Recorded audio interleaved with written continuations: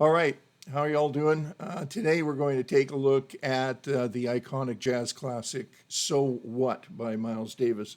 There's a ton of information to unpack here, a ton to learn, and so we're going to take this one segment at a time and just do it carefully so that we can understand what is here. I think the best place to start is with the chart out of the real book. This is probably the one that you will encounter. This is naturally written in concert pitch. So for you guitar players out there, these chords are all going to be right, and as are the lines. But more on that later. So first of all, let's take a look at the key signature. As you can see, the key signature has no sharps and no flats. So this would suggest the key signature of C major or its relative minor, A minor. That's I would guess what most people would pick up right away.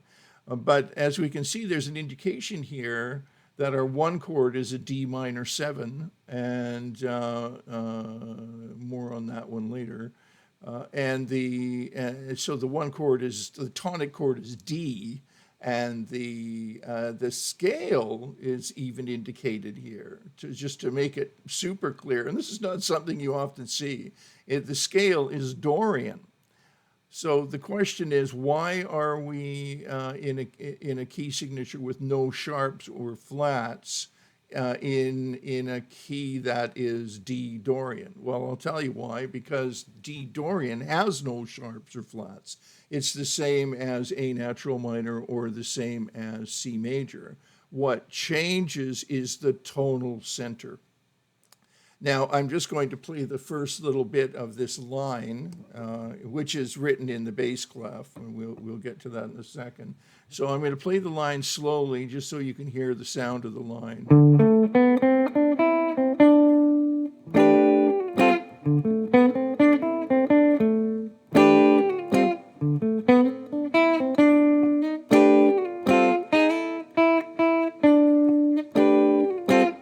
Okay, so that's clearly not a C major scale, and it's clearly not a natural minor scale.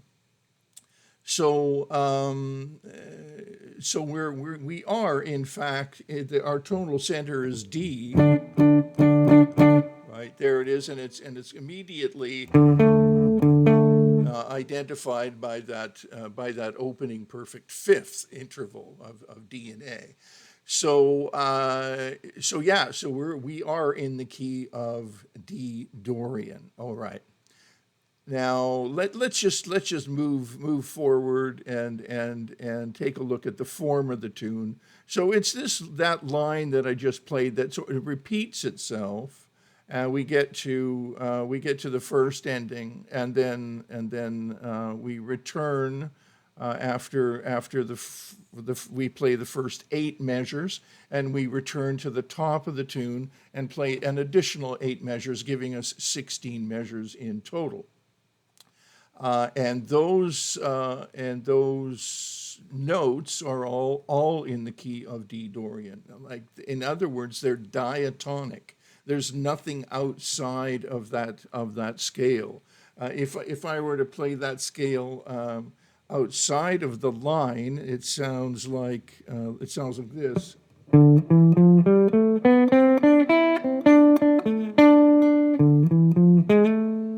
right?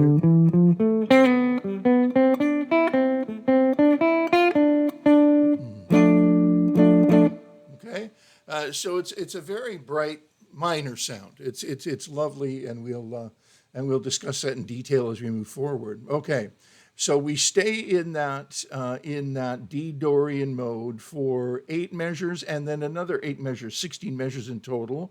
And then what happens and this is not the only tune that this happens in this modal style. We move up just a semitone, right? So we go from D, right, and up a semitone, right? Get that?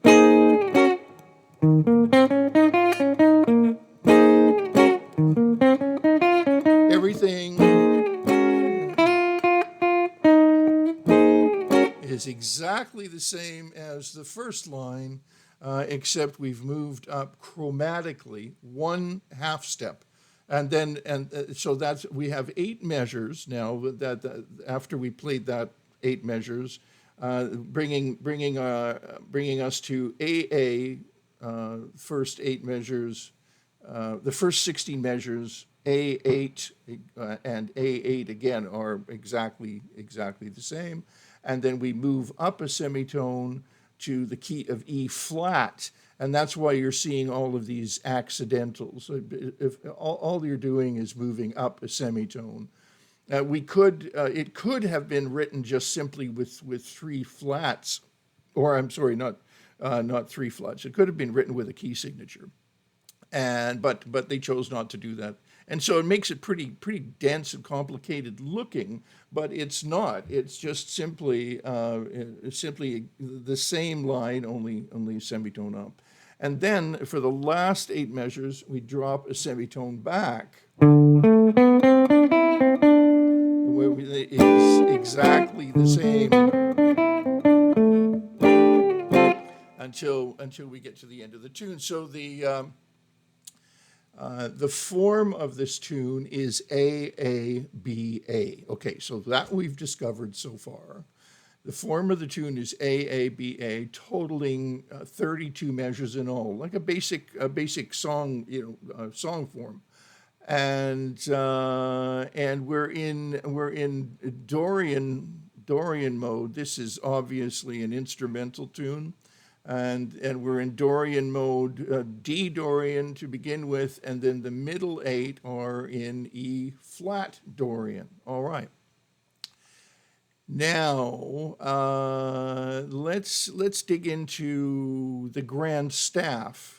It's not really common to see a grand staff used in a real book chart. Now, when I say grand staff, I mean we've got a treble clef and a bass clef that are strapped together.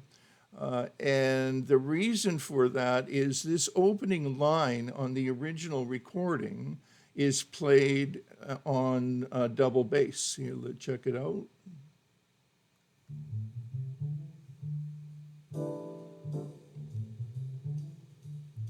So that's the line I played on guitar, only an octave higher.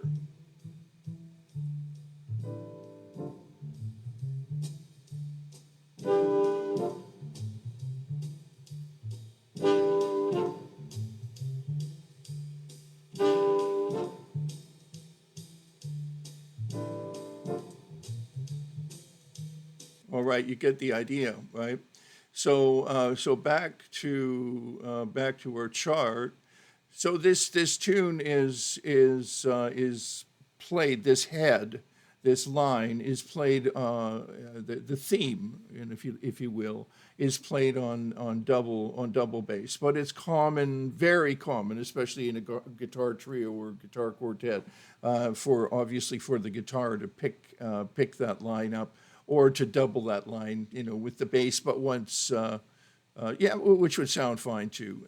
So very common to play that on the guitar, and that's what we're looking at.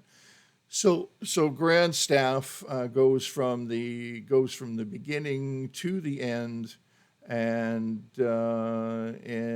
just to capture the fact that line takes place on the bass. So if you're reading this chart with a group, the bass player would obviously read that line, and it's a beautiful introduction to the tune, and that later can be picked up by the guitar. All right, so there we go. We've got grand staff. We've got the line that I played on the guitar an octave higher. On the original recording, it's played on double bass. It's not a terribly difficult line. As far as I did mention that the D minor 7 chord is not actually a D minor 7 chord on the recording. It's really a D minor 11 chord. And so that would look like this on the fretboard.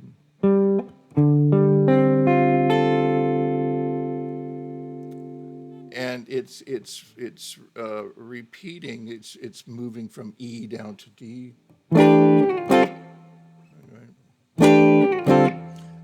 Cool chord, and more on that later. It's a great sound, but we're going to take a look at that over the entire fretboard. So, and here down at the bottom of the chart, they make this all pretty clear. They say 16 measures, first 16 measures in D, middle 8 in E flat, and end 8 in back to D. So the key signature of D Dorian, because it has no sharps or flats, is the same as C major or A minor.